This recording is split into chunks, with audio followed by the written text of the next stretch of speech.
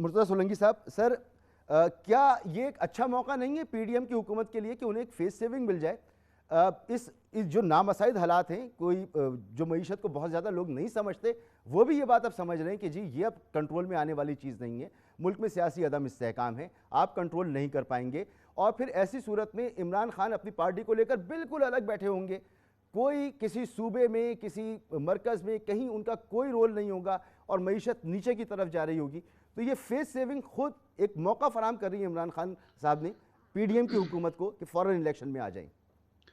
देखें, 25 मई को जब इमरान खान इस्लामाबाद आए थे, तो उससे कोई 2-4 रोज़ पहले शहबाज शरीफ तैयार थे असेंबली तोड़ने के लिए।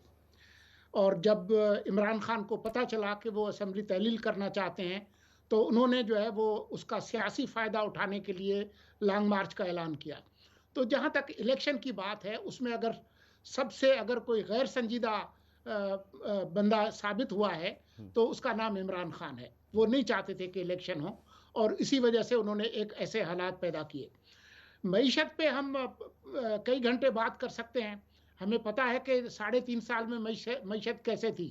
आपको नहीं पता कि जब इमरान खान आए थे, तो पहले साल में मईशत जो है वो 6 से 1.9% पे चली गई थी। दूसरे साल पाकिस्तान के तारीख में पहली दफा माइनस में हमारी जीडीपी गई। ये आपके सामने हुआ। आप कहें कि जी वो कोविड आ गया था तो फला आ गया था, ये कहेंगे कि जी 1/3 पाकिस्तान जो है वो सैलाब में डूबा हुआ है। तो इन चीज़ों में अगर आप जाएंगे, ये इमरान खान नहीं थे जिनको ये समझ नहीं आ रही थी कि आईएमएफ के प्रोग्राम में जाना है कि नहीं जाना है। जब फैसला किया कि जाना है, तो उसके बाद कैसे असद उमर को हटाया गया, किस तरह की मुआशी सर एक पॉलिसीज मेरी थी उनकी। रहनुमाई कीजिएगा प्लीज़, क्योंकि आपने जिक्र किया है, जब नवाज शरीफ साहब की हुकूमत गई है तो मिफ्ता इस्माइल साहब ने ये बरमला कहा था कि हमें आईएमएफ के प्रोग्राम में जाना पड़ेगा, मईशत में सकत नहीं है।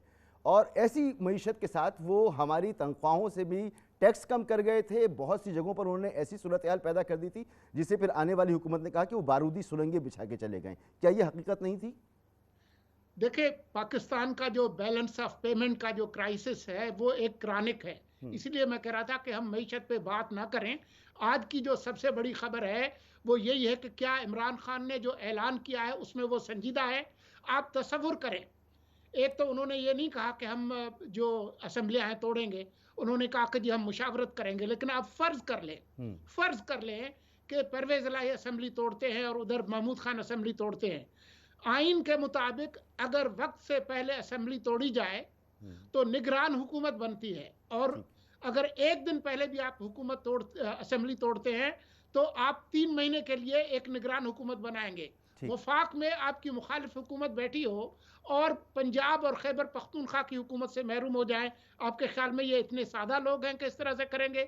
3 महीने के लिए परवेज इलाही वजीर आला बना था, वो ऐसे असेंबली तोड़ देगा? तो ये कहने की बात है। इन्होंने एक क्राइसिस, एक खबर बनाई है, एक तरह से अपने लोगों को एक लॉलीपॉप दिया है, इसके अलावा और कुछ नहीं है। बिलावल ने जो कहा कि ये फ्लॉप जलसा था, मैं कहूंगा कि जी आपने 10,000, 20,000, 50,000, 1 लाख बंदे जमा कर लिए, आपने बड़ा जलसा किया। लेकिन फ्लॉप का मकसद जरूरी नहीं है कि आपकी अटेंडेंस कम थी। आपका मकसद अगर हुकूमत गिराना था, अगर आपका मकसद अपनी मर्जी का आर्मी चीफ बनवाना था, चीफ इलेक्शन कमिश्नर का इस्तीफा लेना था, उसमें आप नाकाम हुए। तो इसलिए नाकामी तो हुई ना। ठीक है, ठीक है।